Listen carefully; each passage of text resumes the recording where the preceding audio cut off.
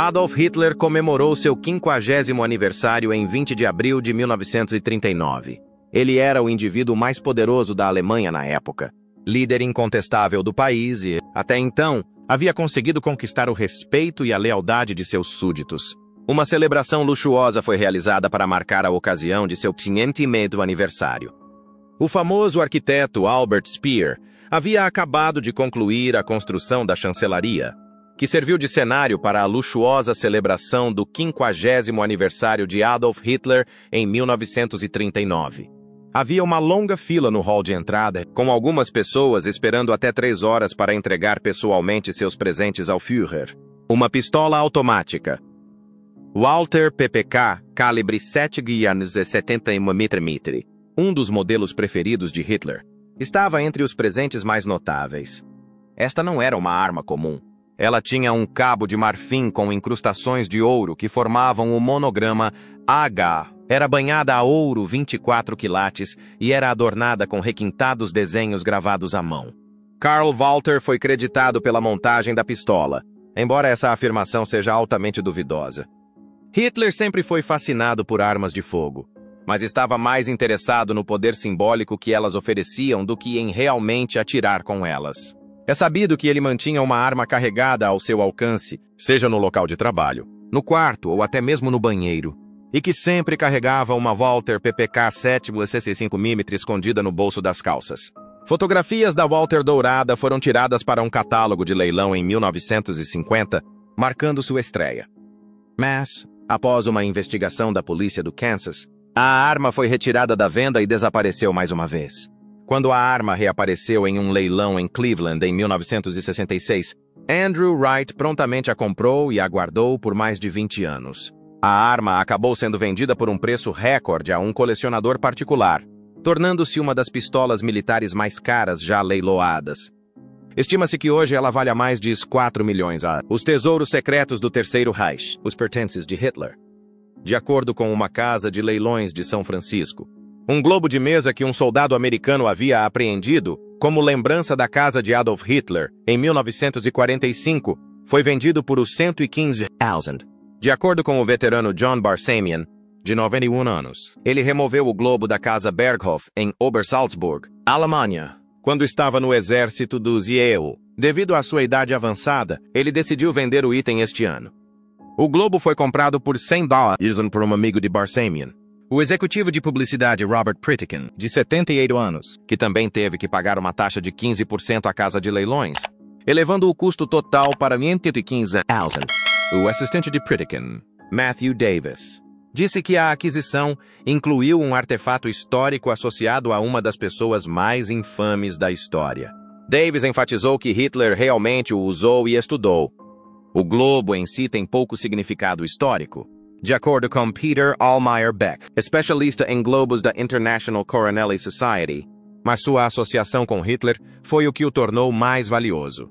O preço teria sido significativamente menor sem essa associação. De acordo com Allmeyer Beck, abril de 1945, de um bunker subterrâneo a 8 metros abaixo do solo, protegido por uma cúpula de concreto de 4 metros de espessura, um Hitler derrotado tentava organizar exércitos inexistentes, enquanto as forças soviéticas bombardeavam Berlim com ferocidade implacável, destruindo a cidade sob uma chuva de ferro e fogo.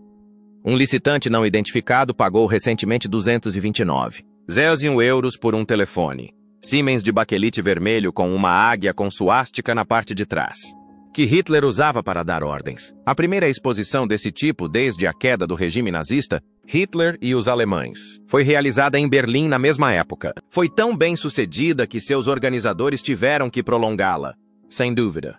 Mesmo entre pessoas politicamente distantes da era nazista, os artefatos daquela época evocam um grande fascínio. Com preços que variam de botões básicos de uniformes que podem ser comprados online por apenas €1 a um Mercedes que pertenceu a Hitler e foi comprado por um magnata russo por $6 milhões. O comércio de memorabilia nazista cresceu em popularidade e acessibilidade.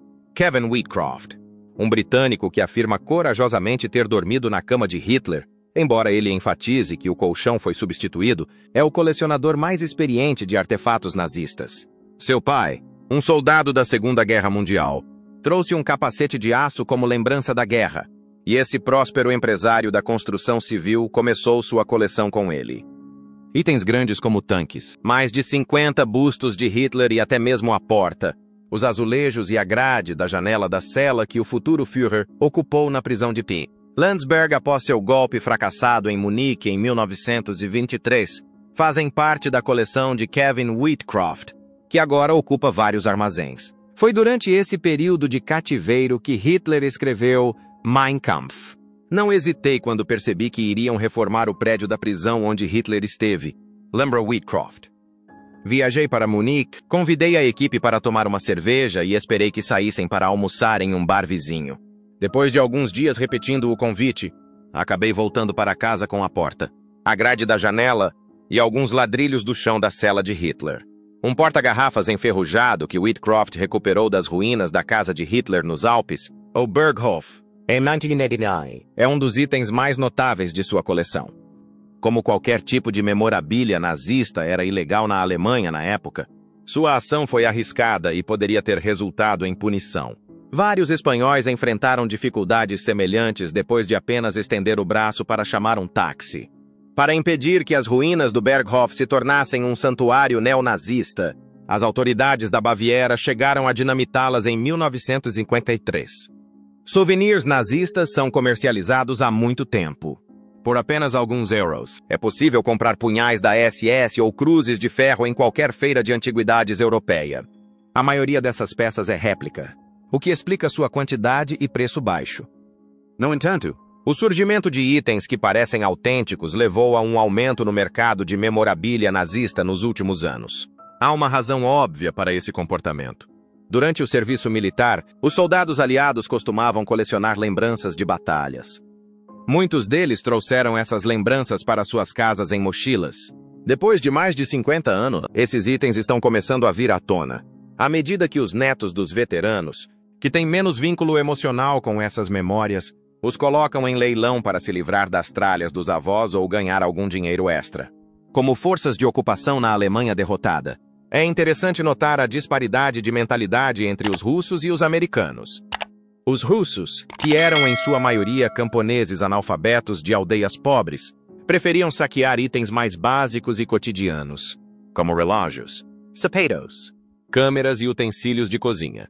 Enquanto os americanos, que vinham de uma nação com alto padrão de vida e acesso a bens de consumo, eram atraídos por troféus cerimoniais e itens de luxo que os nazistas produziam em grandes quantidades. É sabido que o sargento Meliton Cantaria hasteou a bandeira vermelha no topo das ruínas do Reichstag, que para os russos representava o centro do regime nazista.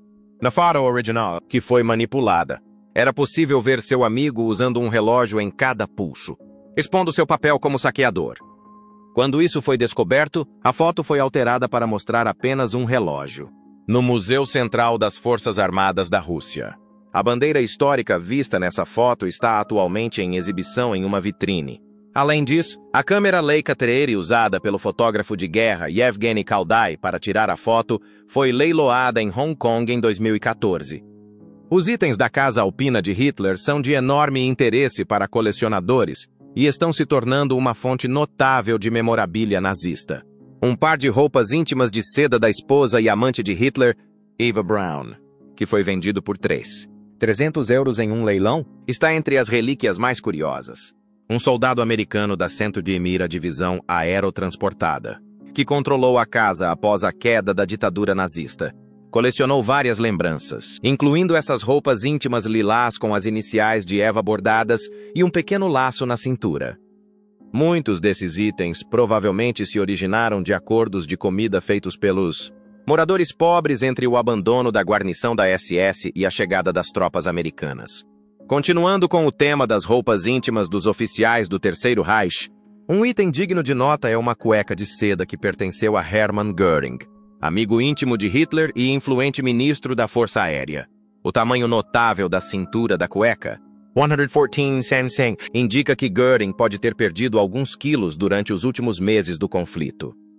Como outros itens da coleção, este foi comprado pelo Dr. John K. Latimer. um médico renomado que usou sua posição como médico dos líderes nazistas para acumular prêmios durante os julgamentos de Nuremberg. Em um esforço para apaziguar as organizações judaicas que se opunham ao evento, foi realizado o leilão Hitler and the Nazi Leaders, A Vision of Evil, Hitler e os líderes nazistas, uma visão do mal. Um comprador desconhecido da Argentina adquiriu a cueca de Göring por 3.000 euros. O comprador teria feito lances em outras relíquias, como uma jaqueta de Hitler que foi vendida por 275.000 euros. Um dispositivo de couro que escondia uma pequena arma nas calças. Aparentemente de propriedade do próprio Hitler, foi outro item intrigante desta coleção. O fiel cão do Führer, Blondie. Hitler amava animais, especialmente cães, e era conhecido por tratá-los com compaixão. Ele teve vários cães durante o Terceiro Reich, mas Blondie, um pastor alemão, era o seu favorito. Vários dos seus colaboradores mais próximos afirmavam que o Führer adorava este cão ainda mais do que Eva Braun. Pensa-se que ele teve 10 ou mais cães ao longo dos anos, cada um deles com um papel significativo na sua vida pessoal. Temos que voltar a 1941 para compreender o primeiro encontro entre Blondie e Hitler. Martin Bormann, contador dedicado de Hitler e diretor do Partido Nacional Socialista dos Trabalhadores Alemães, presenteou-o naquele ano com algo que teria um longo impacto sobre o líder nazista. Uma cadela pastor alemã foi dada de presente e ele se apaixonou por ela imediatamente. Hitler tomou a decisão imediata de dar-lhe o nome de Blondie, que se traduz aproximadamente como loira. Hitler desenvolveu uma forte afinidade com sua nova pastora alemã desde a primeira vez que a viu, o que é incomum para ele quando se trata de sua relação com animais. De modo geral, o tirano tinha preferências estranhas por animais. Ele evitava animais como tartarugas, galinhas e gamos, achava os cavalos desajeitados e detestava boxers e bulldogs. Em contraste com os cães pequenos que teve no passado, ele normalmente preferia cães grandes e era notoriamente alérgico a gatos. Em 1921, ganhou um pastor alemão de presente, o que despertou seu interesse genuíno pela raça. Nos anos que se seguiram à guerra, Hitler levou uma vida bastante pacífica com seu cão, Blondie, de acordo com vários arquivos históricos. Em sua casa em Berghof, nos Alpes da Baviera, o Führer sempre encontrava tempo para relaxar, tomar chá, passar tempo com seus amigos íntimos ou brincar com seu cão. Mesmo em meio aos combates ferozes na frente oriental durante a Operação Barbarossa e aos conflitos que suas tropas travavam contra os britânicos na África, ele e Eva Braun, que conhecera em 1929, desfrutavam de sua casa situada em um penhasco pitoresco. Hitler e Eva Braun costumavam tomar longos cafés da manhã juntos, durante os quais comiam pão, chá, chocolate, café, suco de laranja, biscoitos e manteiga, iguarias que eram escassas durante a guerra. Pode não parecer muito agora, mas para os oficiais nazistas de alto escalão, era um banquete especial. As refeições também eram ocasiões especiais, oferecendo algumas das carnes mais saborosas da região para aqueles que suportavam as críticas contínuas do líder. Hitler tinha a reputação de ser extremamente cuidadoso com a alimentação. Qualquer pequeno erro, como um talher faltando ou um guardanapo mal colocado, o irritava. Igualmente digna de nota era sua fixação com o preparo dos alimentos. E ele não hesitava em causar problemas aos seus visitantes se algo não satisfazia seus padrões exigentes. Ele ordenava, por exemplo, que a sopa fosse servida muito quente, a ponto de Maria José, a princesa herdeira italiana, uma vez queimar a língua ao prová-la. Os criados também eram proibidos de retirar os talheres até que os pratos estivessem vazios, e Hitler insistia que os visitantes consumissem tudo o que estava em seus pratos. Mas quando estava com seus dois amigos mais queridos, Eva Braun e seu cão Blondie, seu comportamento severo e suas tendências perfeccionistas diminuíam. De acordo com aqueles que conheciam o líder nazista, Hitler tinha um forte vínculo com seu cachorro e demonstrava mais amor e devoção por ele do que por outras pessoas. Hitler projetou pessoalmente uma pista de obstáculos para Blondie, e eles passavam muito tempo brincando ou passeando por ela. Eva Braun, no entanto, não parecia gostar dessa intimidade com o cachorro e, talvez por ciúmes, comprou 2 cachorros para tentar chamar a atenção dele. O vínculo entre Hitler e seu cão devoto Blondie não se alterou, apesar da escalada da ofensiva aliada e da aproximação da União Soviética. A única diferença era que o Führer agora estava escondido no bunker da chancelaria, tentando escapar do bombardeio implacável, em vez de passar tempo com ela em Berghof, sua casa nos Alpes da Baviera. O último refúgio de Hitler foi esse bunker, que ganhou notoriedade durante a Batalha de Berlim. Hitler aproveitava as raras pausas na batalha para levar Blondie para passeios curtos ao redor do bunker, mesmo estando restrito lá devido ao medo dos ataques soviéticos. Esses momentos, para ele, eram momentos de paz em meio à turbulência. Fora de seu esconderijo, soldados alemães estavam envolvidos em uma sangrenta batalha nas ruas para impedir que os tanques soviéticos se aproximassem do centro de Berlim. O filme de Blondie, em 29 de abril de 1945. Berlim passou da euforia ao desespero total. Uma mudança dramática nas circunstâncias. As tropas alemãs não eram mais suficientes para deter o avanço dos tanques T-34. E as forças soviéticas estavam nos portões do bunker de Hitler. A infantaria soviética, armada com armas pesadas como submetralhadoras, PPSA-41 e rifles Mosin Nagant, e sua superioridade numérica, avançava impiedosamente pelas ruas da cidade. As bombas haviam destruído a cidade, que estava prestes a desmoronar. Hitler e seu círculo íntimo, por outro lado, estavam em uma situação terrível dentro do bunker. Para evitar cair nas mãos dos soviéticos, o Führer concluiu que o suicídio era sua única opção. Ele estava apavorado com a ideia de ser capturado, pois sabia dos horrores que seus soldados haviam cometido na frente oriental. Sua intenção original era usar um comprimido de cianeto para acabar com tudo, mas a incerteza começou a surgir. Para protegê-lo de seus adversários, Hitler temia que seus médicos tivessem adulterado os comprimidos, colocando-o em coma temporário em vez de matá-lo. Hitler desconfiava de todos ao seu redor. Então, antes de se arriscar a ingerir o veneno, ele pediu ao cirurgião do bunker que testasse em sua cadela favorita, Blondie. Ele consentiu, mas a desconfiança persistiu. Consequentemente, o professor Haas assumiu o lugar do cirurgião e deu o veneno a Blondie, que a matou. Hitler amava muito sua mascote, mas o sacrifício foi considerado vital para garantir a eficácia do veneno.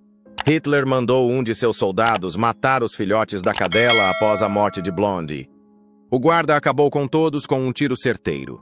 Hitler e Eva Braun se mataram um dia depois. Embora se acredite que eles tenham sido queimados em uma cratera de bomba, o destino de seus corpos ainda é desconhecido. De acordo com alguns relatos, a SS misturou as cinzas de Hitler e Eva Braun, Blondie e os filhotes e os enterrou em uma vala comum para esconder permanentemente seus restos mortais. O refúgio do Führer, Berghof, e o legado sinistro do Terceiro Reich. Acreditava-se que Adolf Hitler estava escondido no bunker da chancelaria em Berlim quando as forças aliadas chegaram lá em maio de 1945. Eles procuraram novamente para encontrá-lo, mas não conseguiram localizar nenhuma evidência dele. A casa de férias de Hitler em Obersalzberg, na Baviera, conhecida como Berghof, foi o próximo destino. Outrora refúgio particular do Führer. Este local ainda é hoje um tema controverso. A pequena vila de Obersalzberg está situada nos Alpes da Baviera. No sudeste da Baviera, perto da fronteira com a Áustria, ela se tornou conhecida como o refúgio frequente de vários líderes nazistas, incluindo Adolf Hitler, que construiu o Berghof, sua segunda casa. Hitler alugou uma casa na vizinhança em 1928 e usou os lucros de Mein Kampf para comprá-la. 5 anos depois, Martin Bormann, que desejava ganhar a aprovação de Hitler e aproveitou seu amor pela região, construiu um centro de estudos no topo da montanha Kelstein. Determinado a cumprir sua palavra, Bormann marcou a data de conclusão da obra para 20 de abril de 1939, aniversário de Hitler. Uma promessa aparentemente impossível de cumprir rapidamente se transformou em um obstáculo formidável. O primeiro desafio para o arquiteto principal, Roderick Fick, foi construir uma estrada de 6 quilômetros que precisava passar por uma parede rochosa quase vertical e extremamente instável em alguns pontos. O projeto foi autorizado apesar desses obstáculos, e a construção começou na primavera de 1937. Embora parecesse impossível terminar a construção no prazo estipulado, a pressão de Bormann, sua atitude inflexível e os exigentes turnos de trabalho de 24 horas, que ocasionalmente aconteciam sob iluminação artificial, tornaram possível que o projeto fosse concluído dentro do prazo. Hitler, sua amante Eva Braun e outros funcionários do regime aparecem em inúmeras fotos e vídeos se divertindo nesta casa, que tinha uma vista deslumbrante dos Alpes. Em um esforço para impedir Hitler de utilizar o Berghof como refúgio, o Esquadrão 610, também conhecido como Dam Busters, realizou um bombardeio em 25 de abril de 1944, 5 dias antes de sua morte. Na verdade, a residência não era ocupada por Hitler desde o verão de 1944. O que restou da propriedade foi destruído em 1951. Os vestígios da antiga casa ainda estão de pé hoje como uma lembrança sombria das escolhas feitas ali, que resultaram na morte de milhões de pessoas. Embora Obersalzberg seja agora famosa por suas vistas deslumbrantes dos Alpes da Baviera, sua associação com o passado sinistro do Terceiro Reich ainda deixa uma marca. É essencial que os restos do Berghof continuem a existir como uma lembrança das atrocidades daquele período, a fim de evitar que a história se repita. A área onde Hitler havia vivido logo ficou coberta de plantas. Para honrar os horrores cometidos pela ditadura nazista e impedir que o local se transformasse em um monumento para os neonazistas, as autoridades alemãs só decidiram construir um museu adjacente em 1999. A idolatria das gerações mais jovens por Hitler diminuiu devido ao registro oficial de Obersalzberg. No entanto, tanto neonazistas alemães quanto turistas de países do leste europeu, como Hungria e República Tcheca, onde partidos de extrema-direita vêm ganhando força, têm feito viagens mais secretas às ruínas de Berghof nos últimos anos. Propostas para ampliar o museu a fim de erradicar a existência de organizações neonazistas na região foram feitas em resposta a essa questão crescente. O destino final das ruínas ainda é desconhecido, mas o projeto de ampliação está estimado em 21 milhões de euros. Alguns defendem a preservação das ruínas em seu estado atual, enquanto outros defendem sua transformação em um destino turístico mais regulamentado. No entanto, a descoberta de uma arma não detonada durante os trabalhos de escavação causou o atraso dos planos.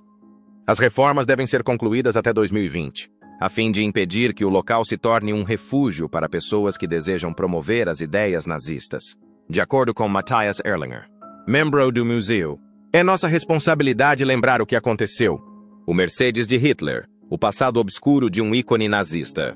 Enquanto seu proprietário estava em seu último refúgio no bunker de Berlim, em abril de 1945, o Mercedes 77W900, veículo especialmente blindado usado por vários líderes nazistas, incluindo Adolf Hitler, estava estacionado perto da vila alpina de Obersalzberg, na Baviera. O carro foi levado em uma plataforma por unidades da SS para Laufen, perto de Salzburgo, onde estavam estacionados soldados americanos da 20ª Divisão Blindada. Após uma breve batalha com a resistência alemã final, o exército encontrou-o. O carro rapidamente se tornou o meio de transporte preferido dos oficiais americanos de alta patente. Apesar de ter impactos de balas na blindagem traseira, no painel e no para-brisa, bem como um motor danificado, mas operacional. O Mercedes começou sua nova vida sob uma identidade falsa, depois de ser repintado em verde militar e decorado com estrelas brancas nas laterais. Ele havia sido identificado erroneamente como pertencente a Hermann Göring por um trabalhador holandês. O carro continuou com sua falsa atribuição quando atravessou o Atlântico para participar de campanhas de venda de títulos de guerra em solo americano em agosto de 1945, começando uma nova vida nos Estados Unidos. Em outubro de 1956, 11 anos depois, o colecionador canadense ele foi vendido por $705 em um leilão de excedentes militares para J. O'Connell. Estranhamente, o veículo genuíno de Göring, conhecido como Blue Goose, que também havia sido apreendido pela Mira Divisão Aerotransportada em Obersalzburg, também foi leiloado no mesmo evento que outro Mercedes da era nazista. Restauração e erros históricos. Um erro histórico ocorreu durante sua restauração em Toronto, quando uma luz central foi adicionada ao para-choque que não fazia parte do design original. O carro foi doado ao Museu Canadense da Guerra em Ottawa, em 1970, em troca de isenção de impostos e foi colocado em exibição como veículo pessoal de Hermann Göring. Somente na década de 1980, após uma análise completa feita por Ludwig Kocher, um bibliotecário alemão do museu, a verdade veio à tona. Kocher descobriu a verdadeira origem do carro rastreando o número de série nos registros da Daimler-Benz. Em 8 de julho de 1940, ele foi levado diretamente para a chancelaria do Reich para uso pessoal de Hitler, expondo a realidade. A importância histórica do artefato e o debate em torno de sua exibição aumentaram como resultado dessa descoberta de 1982, que também corrigiu décadas de atribuição incorreta. Enquanto isso, o veículo real de Göring, o Blue Goose, continuou com sua própria história. As casas secretas de Heinrich Himmler. O refúgio do Reichsführer. Durante os últimos dias da Segunda Guerra Mundial, em 4 de maio de 1945, um grande evento ocorreu no sul da Baviera, sob o comando do Major-General Iron Mitchell Daniels. O 7º Regimento de Infantaria da 3ª Divisão de Infantaria dos Iwo conseguiu tomar uma posição estratégica nos Alpes da Baviera. Apenas 48 horas se passaram desde que os mesmos homens viram os horrores do campo de concentração de Dachau quando essa ação ocorreu. Seu objetivo atual era tomar uma cidade que há muito era um refúgio para o alto comando nazista. Embora o foco estivesse principalmente na casa mais famosa de Hitler, o Berghof, e em seu famoso forte nas montanhas, o Ninho da Águia, várias tropas receberam ordens para examinar um grande número de propriedades na região e seus arredores.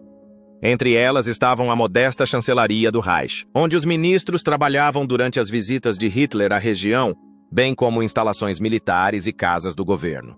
A casa de Heinrich Himmler. O Reichsführer da SE, no Chalet Schau, às margens do Lago König, foi uma das propriedades mais importantes tomadas pelos americanos. Nos últimos dias da guerra, soldados americanos assumiram o controle de 2 das casas de Himmler na Baviera, incluindo esta. Antes de se divorciar de sua esposa, Margaret. Em 1940, a outra casa, que ficava perto de Munique, servia como residência principal da família Himmler. Depois disso, em 1941, Himmler começou a namorar Hedwig Potthast, que havia sido sua secretária. A vida de Himmler desenvolveu uma estranha configuração familiar após o divórcio. Sua filha e esposa legal permaneceram na casa da família em Tarn, nos arredores de Munique, ao sul. Enquanto isso, sua ex-companheira e os 2 filhos que tiveram juntos buscaram segurança na cidade de Schau, em um lugar chamado Chalet Chincoleon. Himmler usava essa segunda casa estrategicamente, como base de operações nazistas quando visitava o Führer, enquanto Hitler estava hospedado em sua mansão em Arlberg.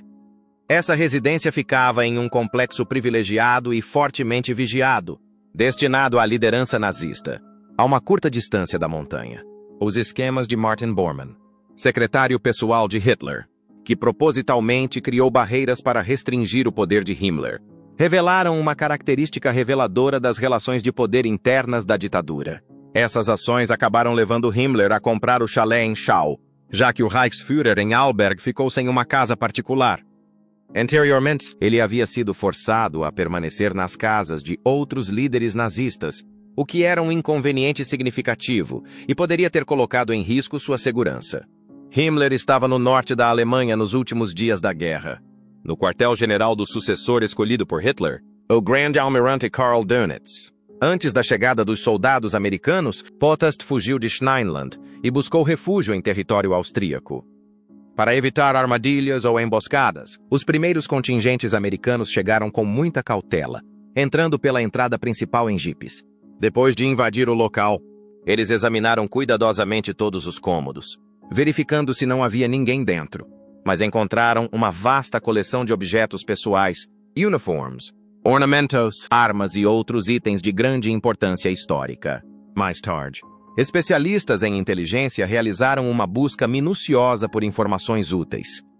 As forças americanas confiscaram rapidamente os pertences pessoais de Himmler como lembranças e, durante os 15 anos anteriores, eles reapareceram esporadicamente em leilões americanos. Um exemplo é um rifle de caça que foi recentemente colocado em leilão nos Estados Unidos e que teria pertencido a Hedwig Potthast. O próprio Himmler teria dado o rifle a ela como presente. O Mercedes-Benz, o carro de luxo de Himmler, foi descoberto. um impressionante sedã, Mercedes-Benz 770K. Um modelo especial destinado à elite nazista foi descoberto durante a verificação da área da garagem.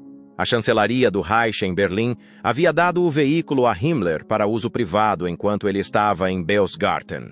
Vários carros de Hitler foram levados pelas forças americanas e francesas, cuja segunda divisão blindada foi a primeira a chegar a Auberg. Esses veículos estão atualmente em coleções privadas e públicas em todo o mundo. Um veículo tão opulento facilitava a Himmler as deslocações entre o Chalé Chincoleon e Beof, localizado 7 quilômetros acima na montanha, ou para o aeroporto de Einring, onde embarcava no seu próprio avião Focke-Wulf 200 Condor. O automóvel era um dos 10 carros do tipo 2770K da série W150 que a Mercedes-Benz produziu especialmente para os líderes nazistas e entregou à chancelaria do Reich em 1943. Esta limusine foi feita para garantir a segurança em viagens oficiais, ao contrário dos veículos de desfile. Ela tinha características de proteção semelhantes às das limusines do Führer e um teto robusto, ao contrário dos automóveis de Hitler.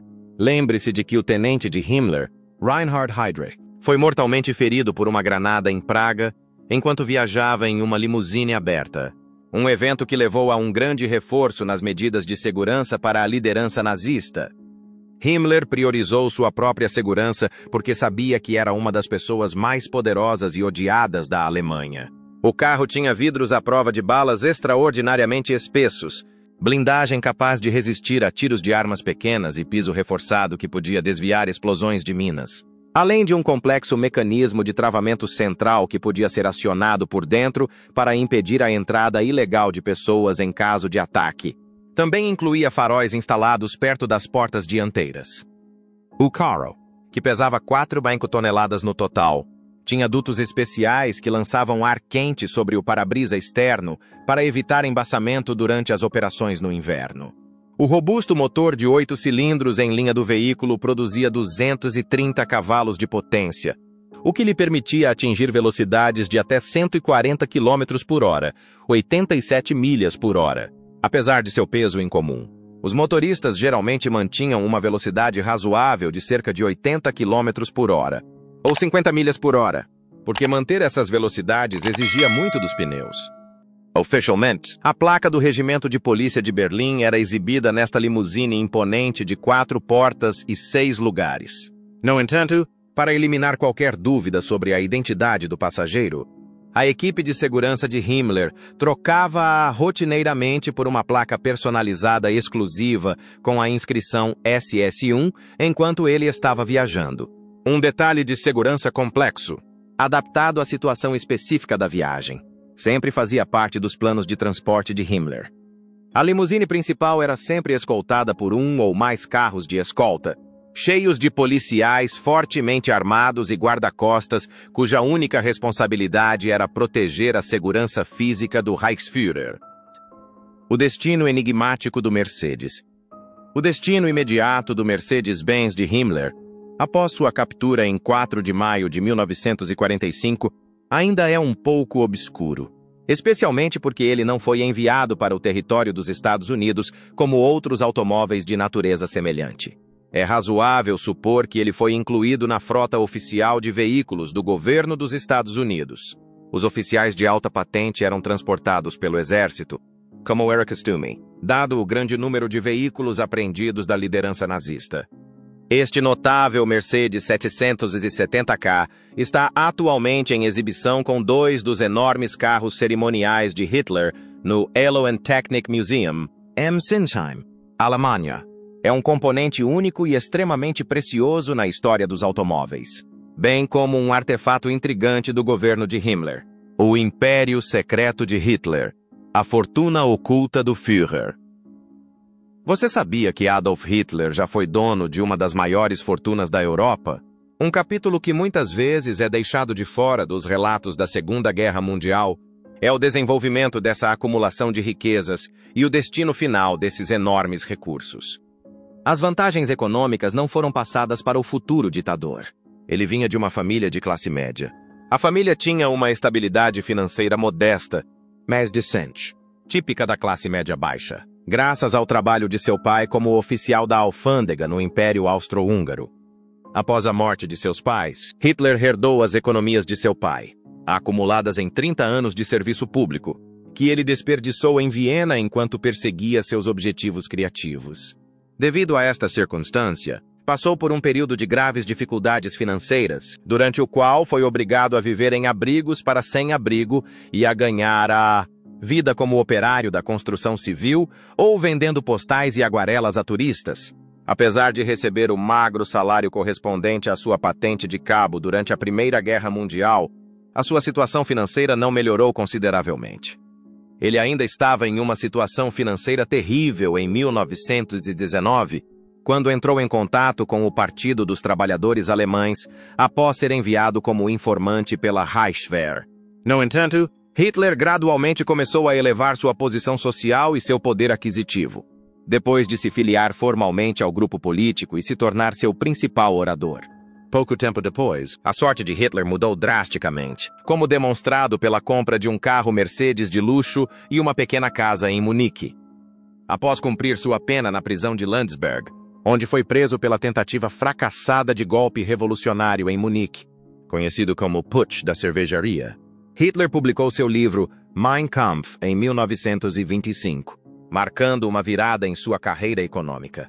Suas dificuldades financeiras, agravadas pela desorganização do Partido Nazista após o golpe fracassado, serviram de impulso para essa obra literária que fundia doutrina política e autobiografia. O objetivo era também atrair novos apoiantes para o seu movimento, que agora procurava tomar o poder através de eleições, em vez de derramamento de sangue. As vendas do livro aumentaram significativamente no final da década de 1920 e início da década de 1930, em resultado do declínio gradual da economia alemã e do aumento do apoio à ideologia nazi. Mein Kampf tornou-se uma publicação quase estatal, depois de Hitler ter sido nomeado chanceler em janeiro de 1933. Hitler recebeu 1,2 milhão de marcos do Reich em royalties entre 1925 e 1933, o que equivale a aproximadamente 5,6 milhões de dólares na moeda atual. Hitler também demonstrou incrível competência em evitar impostos, como evidenciado pelo fato de ter conseguido evitar o pagamento de impostos sobre a venda de 240 exemplares durante esse período. A administração fiscal, determinada a evitar esse pagamento, apresentou-lhe uma avaliação de 500 marcos do Reich, ou 1,6 milhão de dólares modernos, logo após ele chegar ao poder. A chancelaria rapidamente implementou procedimentos para isentar o Führer de impostos e, em 1934, essa proposta se tornou realidade. Quando a guerra começou, em 1939, as vendas de Mein Kampf haviam subido para 5,2 milhões de exemplares, disponíveis em 11 idiomas, incluindo o inglês. Estima-se que Mein Kampf tenha vendido e distribuído mais de 10 milhões de exemplares durante a Segunda Guerra Mundial, apenas em território alemão, rendendo ao seu autor milhões de dólares em direitos autorais. Hitler usou esse dinheiro para comprar uma mansão opulenta em Munique e financiar a construção do Berghof, seu reduto na Baviera. Hitler também recebeu uma renda dupla do governo, primeiro como chanceler em 1933 e depois como presidente em 1934, após a morte do presidente Paul von Hindenburg, quando combinou as duas funções sob o nome de Führer. As contribuições de apoiadores representavam uma parte considerável de sua fortuna. Henry Ford, um fabricante de automóveis americano, foi um de seus primeiros apoiadores e admiradores. Hitler se beneficiou em parte dos mais de 5 milhões de marcos do Reich, cerca de os 37,2 milhões de dólares na moeda atual, que os magnatas do aço e das armas Fritz Thyssen e Gustav Krupp doaram ao partido nazista durante a guerra. Martin Bormann supervisionou essas doações e as utilizou para construir as instalações recreativas de Hitler, principalmente o Ninho da Águia, situado acima do Berghof. De acordo com pesquisas históricas, Hitler recebeu mais de 700 milhões de marcos alemães desses patrocinadores empresariais entre 1933 e 1945, ou os 5,2 bilhões de dólares em dinheiro atual, tornando-o um dos homens mais ricos de sua época. Além disso, Hitler recebia royalties por cada selo postal vendido na Alemanha nazista que incluísse sua imagem, o que rendia milhões a mais e era transferido para vários bancos. Depois que Hitler cometeu suicídio em seu bunker em Berlim, em 30 de abril de 1945, o que aconteceu com essa enorme fortuna? Cópias das instruções testamentárias de Hitler foram enviadas para fora do bunker por um mensageiro militar, e ele as ditou para sua secretária, Traudl Junger, antes de sua morte. O executor do testamento foi designado como Martin Bormann. Sua coleção de arte, obtida principalmente de forma ilegal durante as ocupações alemãs, foi deixada para o Museu do Führer, uma galeria de arte que nunca foi construída em Linz, na Áustria. Sua governanta e outros empregados domésticos herdaram vários itens sentimentais. A maior parte de seus bens imóveis, incluindo sua casa em Munique, já havia sido tomada pelos aliados ou destruída em bombardeios como o Berghof. Ele legou toda a sua fortuna material e financeira ao partido nazista ou, se isso não fosse possível, ao governo alemão. Mas, em 1945, a entidade estatal alemã foi dissolvida e dividida em 4 áreas sob ocupação da União Soviética, dos Estados Unidos, da França e da Grã-Bretanha. As potências aliadas ocupantes separadas apreenderam os bens rastreáveis de Hitler após a derrubada do regime. Ironicamente, porém, as disposições testamentárias do ditador foram cumpridas quando as zonas britânica, americana e francesa se fundiram para formar a República Federal da Alemanha em maio de 1949. Isso efetivamente deu ao novo governo alemão soberania sobre esses recursos. Como Hitler mantinha sua residência legal na Baviera no momento de sua morte, embora tenha falecido em uma instalação estatal em Berlim, o governo da Baviera assumiu especificamente essa obrigação patrimonial. Há algumas curiosidades dignas de nota no caso Mein Kampf. Após a morte do autor, o livro continuou a gerar receita, o que ajudou o governo, que detinha os direitos de publicação. Mas sua publicação foi frequentemente proibida na Alemanha pelo governo. Em termos de direitos internacionais, as autoridades americanas confiscaram os royalties em 1941, sob a Lei de Comércio com o Inimigo, depois que Hitler declarou guerra aos Estados Unidos. Essas doações, que chegaram a 200.000 em 1945, foram posteriormente utilizadas para apoiar organizações de ajuda a refugiados de guerra. No mesmo ano, os IUAs venderam os direitos americanos de Mein Kampf para a editora Houghton Mifflin, Alien Property Office por US$37,000, após protestos públicos. Os zeus em receitas das vendas nos últimos 20 anos foram eventualmente doados para causas beneficentes. De 1940 a 1969, a publicação foi proibida na Grã-Bretanha. Após esse período, várias editoras fizeram tentativas frustradas de doar os lucros a organizações sem fins lucrativos, mas encontraram forte oposição. A Baviera recebeu algumas receitas mundiais e as distribuiu secretamente entre instituições de caridade. Mas, em 2016, o livro tornou-se de domínio público, foi reeditado imediatamente na Alemanha e tornou-se um sucesso mais uma vez. Em poucas horas, todos os exemplares disponíveis na Amazon Alemanha se esgotaram. Mais de 85. Os exemplares da edição atualizada foram vendidos na Alemanha até 2017. A enorme riqueza de Hitler acabou desaparecendo como entidade financeira separada e foi absorvida pelo governo do estado da Baviera. Como resultado, não resta nenhuma grande quantia de dinheiro nos bancos que possa ser apreendida por parentes ditatoriais em potencial ou outras partes interessadas. Essa enorme riqueza desapareceu completamente nos cofres do Estado, o destino das casas dos nazistas. Das casas perdidas do Reich e do Führerbunker, o bunker subterrâneo onde Adolf Hitler passou seus últimos dias, foi marcado pela devastação, pelo esquecimento e pela ameaça de se transformar em um santuário neonazista. Construído durante os últimos estágios da Segunda Guerra Mundial como parte do complexo subterrâneo da chancelaria do Reich em Berlim, o bunker serviu de cenário para a eventual queda do Terceiro Reich. O Exército Vermelho tomou o bunker após a rendição de Berlim.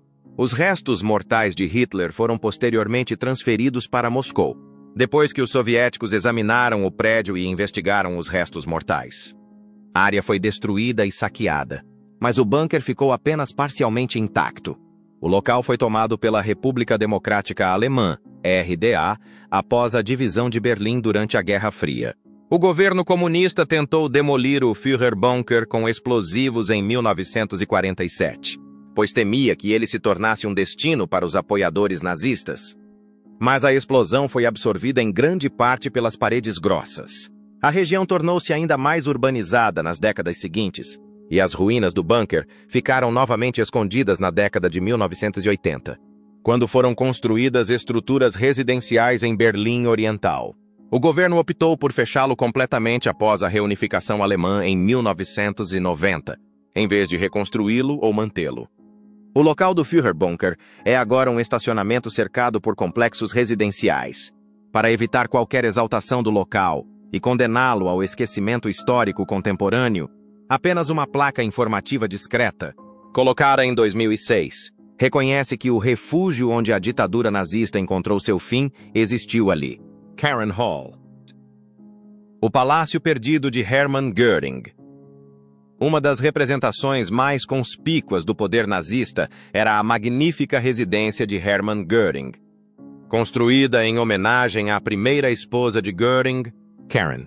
Esta majestosa mansão na floresta de Schürfeider, ao norte de Berlim, servia como pavilhão de caça e museu privado, onde o Reichsmarschall reunia uma considerável coleção de obras de arte roubadas.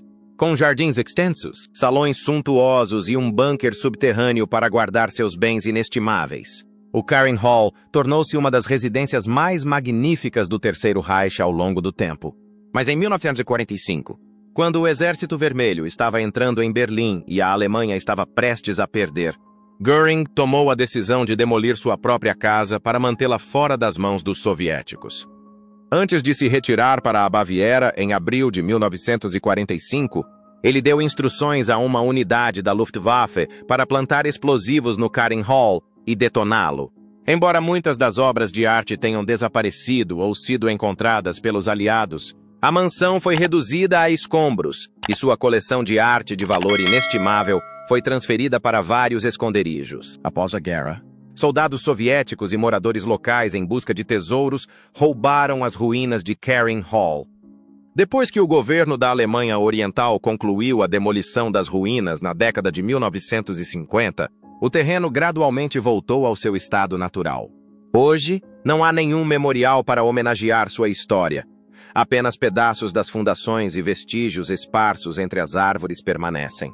Um artefato arquitetônico pouco conhecido do Terceiro Reich é a residência Burgensee, o esconderijo abandonado da propaganda nazista perto de Berlim, a cerca de 15 quilômetros ao norte da capital alemã.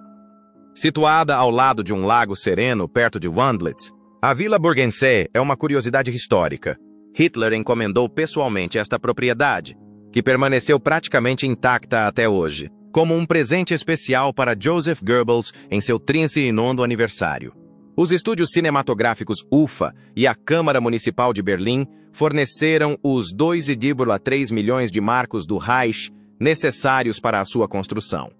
A vila tornou-se um refúgio para Goebbels, sua esposa Magda e seus 6 filhos, assim que a construção foi concluída em 1939, tendo começado em 1936. Com uma área impressionante de 17 hectares, o complexo compreendia não apenas a mansão principal de 70 quartos, mas também edifícios auxiliares, incluindo garagens, incluindo uma garagem dedicada ao opulento Mercedes 540K de Goebbels, e instalações para o Serviço de Segurança do Reich e RSD. Além de servir como refúgio para a família, era um centro de reuniões sociais e políticas nazistas. O próprio Hitler fez várias viagens à propriedade. Goebbels, um fervoroso cinéfilo, equipou a casa com grandes áreas de recepção e uma sala de cinema privada.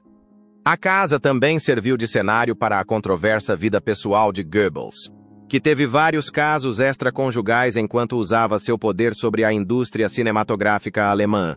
Ele também escreveu algumas de suas palestras de propaganda mais notórias neste refúgio isolado, que mais tarde influenciariam as táticas de comunicação do regime nazista. O destino incerto de Burgensee, um legado histórico problemático.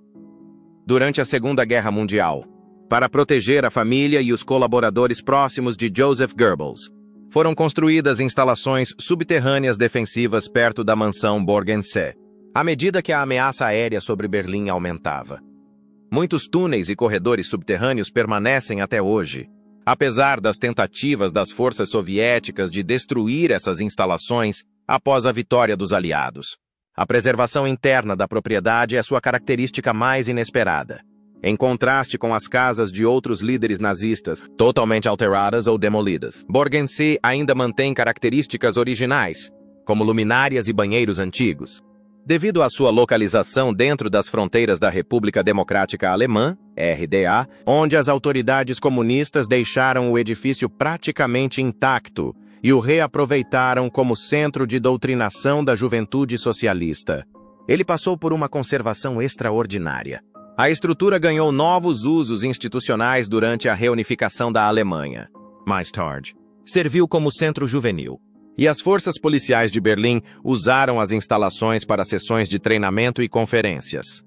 Embora sua construção básica ainda esteja intacta, a propriedade perdeu seu uso nos últimos anos devido à deterioração natural causada pela exposição às intempéries e ao vandalismo esporádico.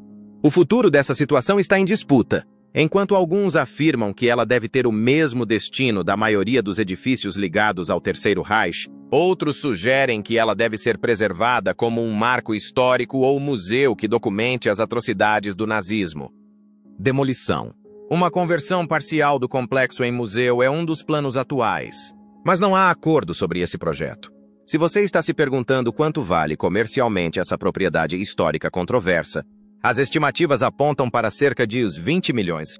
Mas vendê-la levantaria questões morais e legais difíceis sobre como lidar com artefatos associados ao governo nazista. Em maio de 1945, o que Himmler carregava? A alta liderança nazista começou a planejar sua fuga quando o Terceiro Reich estava chegando ao fim e sua queda era inevitável.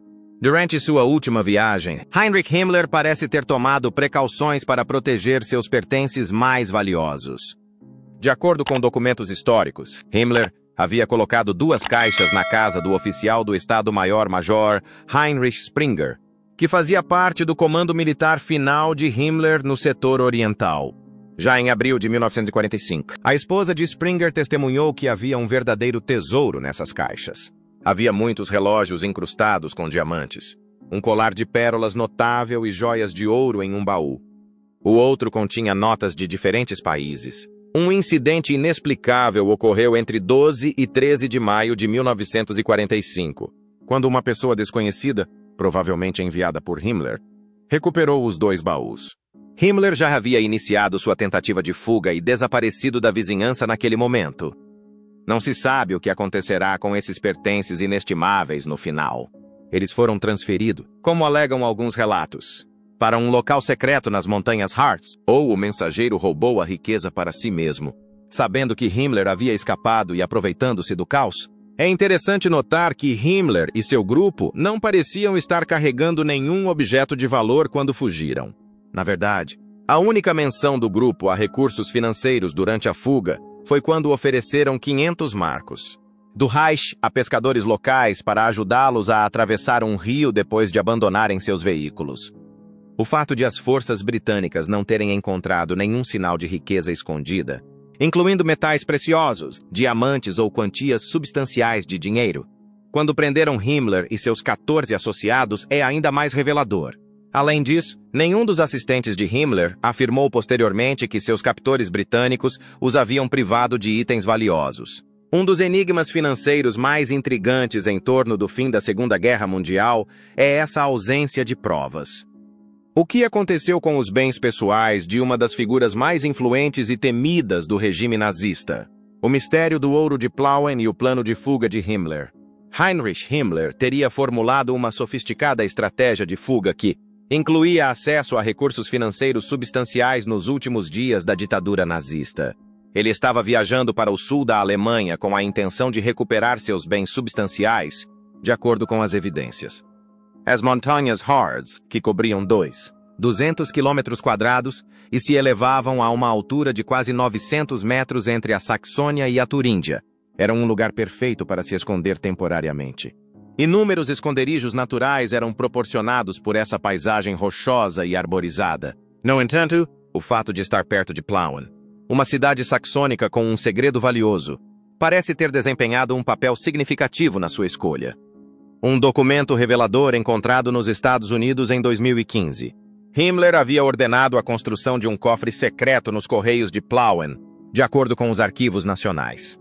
Criado em abril de 1944 por ordem direta de Himmler, esse depósito continha cerca de 900 quilos de ouro e outras moedas estrangeiras, indicando sua visão financeira diante de uma possível perda.